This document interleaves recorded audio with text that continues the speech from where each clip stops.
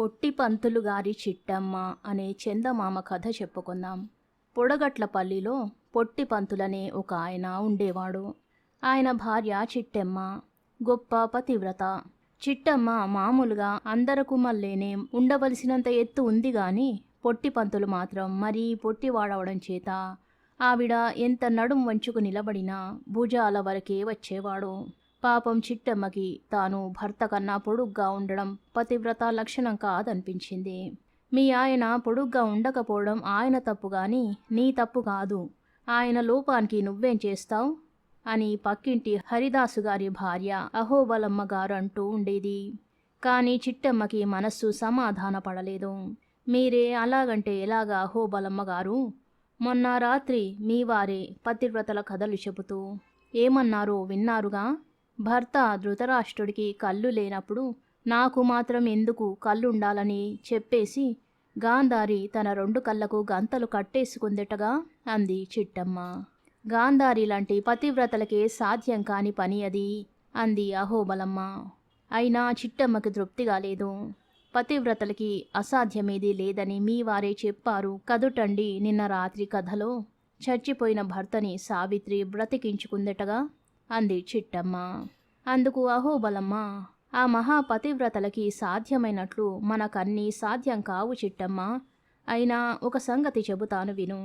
ఆ మధ్య మావాడు ఇనప రింగులు 2 తెచ్చి దూలానికి అమరుస్తుంటే ఎందుకురా అని అడిగాను. ఇవి పట్టుకుని నేల తగలకుండా వేలాడితే పొడుగవుతారన్నాడు. ఈ మాటలు చెప్పి అహోబలమ్మ వెళ్ళిపోయింది. చిట్టమ్మ తన భర్త పొడుగవడానికి ఇలాంటి ఏర్పాటేదో చేయాలని ఆలోచించింది. ఇల్లంతా వెతికింది గాని ఎక్కడా రింగులు దొరకలేదు. 2 చేతాళ్ళు కనబడ్డాయి. పడక గదిలో దూలానికి ఆ 2 తాళ్ళు కట్టింది. అవి పట్టుకుని వేలాడడం అలవాటు చేసుకుంటే పొట్టి పంతులు పొడుగు కాకపోతాడా అని ఆమె ఆలోచన. ఎత్తుగా ఉన్న ఆ దూలం అందుకోవడానికి వీలుగా పెద్ద కుర్చీ పీట తెచ్చి దానిపైన చిన్న కుర్చీ పీట నిలబెట్టింది. ఆ సాయంత్రం పొట్టి పంతులు ఇంటికొచ్చి ఆ తాళ్ళు కింద కుర్చీ పీటలు చూసి ఎవన్ని ఉరి తీద్దామని ఈ ఏర్పాటంతా అన్నాడు కోపంగా. కొందరి మనుష్యుల్ని ఉరి తీస్తారని, ఉరి తీయడం కోసం వాళ్ళు కుర్చీ పీటలు తెస్తారని ఆ పతివ్రతకు తెలియదు పాపం. ఇవన్నీ మీకోసమేనండి అంది అమాయకంగా. అతనికి ఒళ్ళు మండి, ఏమిటి నన్ను ఉరి తీస్తావా అంటూ చేతికర్రతో 2 మోదులు మోదాడు. మీరు పొడుగు ఎదుగుతారని ఇలా చేశానండి అని ఆమె తన మంచి ఉద్దేశాన్ని చెప్పబోయింది.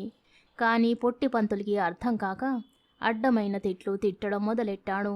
అతడలా ఎందుకు తిడుతున్నాడో చిట్టమ్మకు తెలిసిందే కాదు. పంతులు మాట్లాడక పడుకున్నాడు. చిట్టమ్మకు ఏమీ తోచక అహోబలమ్మ గారింటికెళ్ళింది. దాసుగారు భార్య సావకాశంగా కబుర్లు చెప్పుకుంటున్నారు. ఏమండి, పూర్వానికి మళ్ళీ ఇప్పుడు పతివ్రతలున్నారా అని దాసుగారిని భార్య ప్రశ్నించింది. అబ్బే ఏరి, భర్త 4 వీధులు కాళ్ళరిగేటట్టు తిరిగొచ్చి కాళ్ళు లాగుతున్నాయి, కొంచెం ఒత్తవే అంటే ఒత్తే పెళ్ళామే లేదు అన్నాడాయన. అదేమిటండి అలా అంటారు? పై వాళ్ళ మాట నాకు తెలియదు గాని నేను మట్టుక్కి ఎన్నడూ లోపం చెయ్యలేదే అంది అహోబలమ్మ. దాసుగారు అందుకుని, అబ్బే నేను నీ మాట చెప్పడం లేదు, నువ్వు మహాపతివ్రతవే, నీవల నా పాదాలు ఒత్తుతూ పాతివ్రత్యం కనబర్చావు కనుకనే పొట్టివాన్నల్లా ఇంత పొడగరి అయ్యాను అన్నాడు. ఆ మాట విన్న చిట్టమ్మ, అయితే దాసుగారు మీరు పెళ్లి కాకపూర్వం పొట్టిగా ఉండేవారా అన్నది. అవునమ్మా, మొదట్లో మీ ఆయన కన్నా పొట్టిగా ఉండేవాడిని. మా ఆవిడ పాతివ్రత్యం వల్లనే ఇప్పుడింత పొడుగయ్యాను అన్నాడు దాసుగారు. పాపం అమాయకురాలైన చిట్టమ్మ నిజమేననుకుని ఇంటికి వెళ్ళింది. మంచం మీద పొట్టి పంతులు గుర్రు పెట్టి నిద్రపోతున్నాడు. తాను కూడా అతని కాళ్లను భక్తితో ఒత్తి అతడు పొడుగయ్యేటట్లు చేసుకుందామనుకుని మంచం మీద భర్త కాళ్ళ దగ్గర కూర్చుంది. హరిదాసుగారు అహోబలమ్మ కాసేపు అలాగే కబుర్లు చెప్పుకొని లోపలికి పోయి పడుకోబోయేసరికల్లా పొట్టి పంతులింట్లోంచి పెద్ద కేకలు వినబడ్డాయి. దాసుగారు భార్య ఉలిక్కిపడి లేచి వీధిలోకొచ్చారు. దాసుగారు చొరవ చేసి, ఏమిటయ్యా ఆడదాని మీద చెయ్యి చేసుకుంటున్నావు అని గదమాయించే వరకు పొట్టి పంతులు తలుపు తీసుకొచ్చి, ఏమన్నారు ఇది ఆడదా? నా పాలిట బ్రహ్మరాక్షసి. నిద్రపోతుంటే పీక పిసికి చంపెయ్యబోయింది అన్నాడు. దాసుగారికంతా అయోమయంగా తోచి, ఏమిటమ్మా ఆ గొడవ అన్నాడు. ఆవిడ ఏడుస్తూ, పతివ్రతను భర్తని చంపుతానా చెప్పండి? కంఠం ఒత్తుతూ ఉంటే ఇంత రభస చేశారు అంది. కంఠం ఒత్తడమేమిటి అన్నాడు దాసుగారు. అహోబలమ్మగారు మీకు కాళ్ళు ఒత్తి తన పాతివ్రత్యం వల్ల మీరు పొడుగయ్యేటట్లు చేశారుగా. నేను కూడా మా వారిని అలా చేయడానికని కాళ్ళ దగ్గర కూర్చున్నాను అంటుండగా దాసుగారు అడ్డు తగిలి, కాళ్ళ దగ్గర కూర్చున్న దానివి కంఠం ఒత్తడమేమిటి అని అడిగాడు. కాళ్ళు ఒత్తుదామనే కూర్చున్నాను బాబు. కానీ అప్పుడు తులసి పేరుతో ఉన్న వారి కంఠం కనబడి నాకు ఆలోచన వచ్చింది. కాళ్ళు ఒత్తితేనే నేను పతివ్రతనైపోయి వీరు పొడగరి అవుతారన్నప్పుడు ఎప్పుడు తులసి పూసల పేరుతో అలంకరింపబడి పవిత్రమై ఉండే ఆ కంఠం ఒత్తితే నా పాతివ్రత్య ప్రభావం క్షణాల మీద పనిచేసి మా వారు నాకన్నా పొడుగవుతారు కదా అని తోచి కంఠాన్ని ఒత్తాను అన్నది చిట్టమ్మ అమాయకంగా. తాను వేలాకోలానికి అన్న మాటలు నిజమని నమ్మి చిట్టమ్మ అలా చేసిందని వెల్లడైంది దాసుకి. అయ్యో, ఎంత తెలివి తక్కువ దానివమ్మా అని జాలిపడ్డాడు. పొట్టిపంతులు ఎగిరి గంతేసి, ఏమిటి ఇదా తెలివి తక్కువ పని? సాయంకాలం నన్ను ఉరి తీయడానికి సిద్ధమైంది అని తాళ్ల సంగతి కూర్చి పీటల సంగతి చెప్పాడు. అప్పుడు అహోబలమ్మ నిజం తెలుసుకుని ఆ పని తన సలహా పైన జరిగినందుకు విచారించింది. పంతులు పాపం ఆవిడ మంచి ఉద్దేశంతోనే తలపెట్టింది ఈ పనులు. నీవు శాంతించు అని నచ్చజెప్పేసరికి తాతలు దిగి వచ్చారు. కథ సమాప్తం. ధర్మనిధి అనే మరో కథ చెప్పుకుందాం. పాపన్న ఉండే ఊరి గ్రామాధికారి తన పెరడులో బావి తవ్వించగోరి ఒక గొప్ప క్షేత్రజ్ఞుణ్ణి పిలిచి ఆ స్థలంలో బావి తవ్వితే మంచినీరు పడుతుందేమో చెప్పమన్నాడు. క్షేత్రజ్ఞుడా పెరడు చూసి, అయ్యా, మీరు మంచి నీటి మాట అడుగుతున్నారేమిటి? ఇక్కడ 4 నిలువల లోతున పెన్నిది ఉన్నది. అయితే అది సులువుగా దొరకదు. గజలక్ష్మి పూజ, నాగపూజ చెయ్యాలి. 1 మాసం కఠిన ఉపవాసం చెయ్యాలి అన్నాడు. ఈ మాట విని గ్రామాధికారి లోపల సంతోషించి పైకి మాత్రం క్షేత్రజ్ఞుడితో, అమ్మయ్యో, ఆ వ్రతాలు పూజలు ఉపవాసాలు నేనెక్కడ చేయగలను? మీ దయ వల్ల దేవుడే లోటు లేకుండా ఇంత ఇచ్చాడు. అయినా ముందు రాబోయే వాళ్ళకైనా అవసరం పడితే పనికి వస్తుంది. అందుచేత మీరీ మాట చెప్పింది మంచిదే అయ్యింది అని ఆయనకు కొంత డబ్బు ముట్టజెప్పి పంపేశాడు. తరువాత గ్రామాధికారి పురోహితుణ్ణి పిలిపించి, ఏమయ్యా, నాకు గ్రహచారం సరిగా లేదని, పెద్ద ఉపద్రవాలు నష్టాలు రానున్నాయని జ్యోతిష్కులంటున్నారు. గజలక్ష్మి వ్రతము నాగపూజ చేస్తే అవి నివారణ అవుతాయట.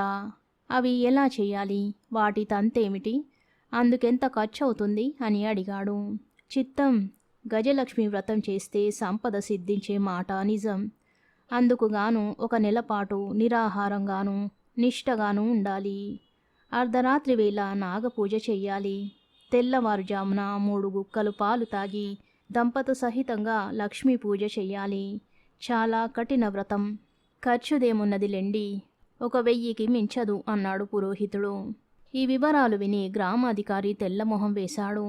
ఆయన ఎన్నడూ ఉపవాసాలు చేసినవాడు కాదు, భోజన ప్రియుడు కూడాను. మిగిలిన వాళ్లకు ఉన్నా లేకపోయినా తన మట్టుకైనా మంచి మంచి వంటకాలు చేయించుకుని 3 పూటలా తృప్తిగా భోంచేసేవాడు. ఈ వ్రతం మన వల్ల అవుతుందా అన్నాడు గ్రామాధికారి. ఆ మాట వినగానే పురోహితుడికి భయం వేసింది. తనకు వచ్చే డబ్బు కాస్త పోతుందేమోనని గ్రామాధికారి ఈ వ్రతం చేసినట్టయితే 1 దెబ్బన పురోహితుడి దారిద్ర్యం తీరిపోతుంది. అందుచేత ఆయన గ్రామాధికారితో, దీక్ష మీరే పట్టాలన్న నియమం లేదే. ఆ పని మరే దంపతులు చేసి వ్రతం సాగించినా అందుకయ్యే ఖర్చంతా మీరే భరించే పక్షంలో వ్రతఫలం విధిగా మీకే చెందుతుంది కదా అన్నాడు. గ్రామాధికారికి చప్పున పరోపకారి పాపన్న, ఆయన భార్య గుర్తుకొచ్చారు. వాళ్ళు ఫలాపేక్ష లేకుండా ఎవరికి ఏ ఉపయోగం చేయమన్నా చేస్తారు. వ్రతం పూర్తి అయ్యాక వారికి తృణమో పనమో ముట్టజెప్పినా తనకు పెద్ద నష్టమేమీ ఉండదు. వ్రతానికి అవసరమైన ఏర్పాట్లు చేస్తానని చెప్పి పురోహితుణ్ణి పంపేసి గ్రామాధికారి పాపన్న ఇంటికి వెళ్ళి, పాపన్న, నీ వల్ల నాకు ఒక ఉపకారం కావలసి ఉంది, ఏమంటావు అన్నాడు. ఏమిటో చెప్పండి, తప్పక చేస్తాను అన్నాడు పాపన్న. నీవు నీ భార్య నెల రోజుల పాటు మా ఇంట ఉండి ఉపవాసం చేస్తూ గజలక్ష్మి వ్రతం, నాగపూజ జరిపించాలి అన్నాడు గ్రామాధికారి. పాపన్న సరేనన్నాడు. పురోహితుడు ఏ రోజున వ్రతాచరణ ప్రారంభం కావలసింది నిర్ణయించాడు. పాపన్న, మీనాక్షి ఆనాడు గ్రామాధికారి ఇంటికి వెళ్ళి వ్రతదీక్ష పూనారు. వారు నెల రోజుల పాటు పురోహితుడు చెప్పిన విధులన్నిటినీ తూచా తప్పకుండా నిర్వర్తిస్తూ అపోషాలు చేసి వ్రతం పూర్తి చేశారు. వ్రతం చేయించిన గ్రామాధికారి సుష్టిగా భోజనం చేసి పిడిరాయిలా ఉన్నాడు. మంత్రాలు చదివి దక్షిణలు సంగ్రహించిన పురోహితుడు మరింత సుఖంగా నిద్రపోయి సుఖంగా ఉన్నాడు. నిద్రాహారాలు లేక పాపన్న, మీనాక్షి మాత్రం చిక్కి శల్య వైశిష్టులైపోయారు. వ్రతం పూర్తి అయిన మీదట గ్రామాధికారి పాపన్నకు 10 రూపాయలు తాంబూలంలో పెట్టి ఇచ్చి పంపేశాడు. వెంటనే బావి తవ్వకం ప్రారంభమైంది. 3 నిలువల లోతు తవ్వేదాకా అవసరమైనంత మంది కూలీలను నియోగించి ఆ తరువాత 2 ఉంచి మిగిలిన వారిని పంపేశాడు గ్రామాధికారి. బావి 4 నిలువల లోతు వచ్చాక ఒకనాడు తవ్వేవాడి పలుగుకు కంగున ఏదో తగిలింది. వెంటనే గ్రామాధికారి కూలి వాళ్ళతో నీరు పడకపోగా రాయి కూడా తగిలింది, ఇక మీరు పని మానేయవచ్చు అని వాళ్ళను పంపేశాడు. తరువాత తానే కష్టపడి తవ్వి ఇనుప పెట్టెనొకదాన్ని పైకి తీశాడు. దాన్ని ఆయన ఆ రాత్రి శ్రమపడి ఇంట్లోకి చేర్చాడు. పుట్టెడాశతో ఆయన దాని మూత తెరిచి చూసేసరికి కళ్ళు తిరిగిపోయాయి. దాన్నిండా రాళ్ళే. ఎవరి వల్లనో లోపం జరిగి ఉంటుంది. అందుకే బంగారం దొరకడానికి బదులు రాళ్ళు దొరికాయి. లోపం ఎవరు చేసి ఉంటారు? పురోహితుడు చెయ్యడు. చేయడం వల్ల అతడికి ఒరిగేదేమీ లేదు. పాపన్న, కామాక్షి ఏదో లోపం చేసి ఉంటారు. ఎప్పుడో నిష్ఠాభంగమై ఉంటుంది. ఈ మాట అనుకుని గ్రామాధికారి పాపన్నను పిలిచి, నీ మూలంగా సర్వనాశనమైంది. బోలెడంత డబ్బు పోసి వ్రతం చేయిస్తే ఫలితం దక్కకుండా పోయింది. నువ్వు నీ భార్య ఉపవాసాలు సరిగ్గా చెయ్యక దొంగ తిండి తిని ఉంటారు అని నిష్ఠూరాలాడాడు. మీరనేదేమిటో నాకు అర్థం కాలేదు. మేము పురోహితుడు చెప్పిందల్లా వెంట్రుక వాసి పొర్లు రాకుండా చేశాం. మీరేం వ్రత ఫలితం ఆశించారు? అది ఎలా దక్కకుండా పోయింది అని పాపన్న అడిగాడు. ఇక ఏమీ దాచకుండా గ్రామాధికారి పాపన్నకు అంతా చెప్పేసి, ఆ క్షేత్రజ్ఞుడు చెప్పినట్టే 4 నిలువల లోతున ఈ పెట్టె దొరికింది. దానిలో నిధి ఉంటుందని ఆయన అన్నాడు. ఏముందో నువ్వే చూడు అన్నాడు. పాపన్న పెట్టె మూత తెరిచి చూసి అందులో ఉన్నది బంగారమే అన్నాడు. గ్రామాధికారి ఆత్రంగా వచ్చి చూశాడు. ఆయనకు పెట్టె నిండా రాళ్ళే కనబడ్డాయి. చేసిన మోసం చాలక నన్ను భ్రమ పెడుతున్నావు కూడానా? బంగారమైతే మీ ఇంటికి పట్టుకుపో అన్నాడు ఆయన. మీకు అక్కర్లేకపోతే అలాగే ఇప్పించండి అంటూ పాపన్న ఆ పెట్టెను తన ఇంటికి తీసుకుపోయి తనకు నిధి దొరికిందని, దాన్ని ధర్మకార్యాలకు వినియోగించవలసిందని రాజుగారికి కబురు చేశాడు. రాజోద్యోగులు వచ్చి ఆ పెట్టెను మోయించుకుపోయారు. తరువాత రాజుగారు పాపన్నకు మంచి బహుమానం, యోగ్యతా పత్రము పంపాడు.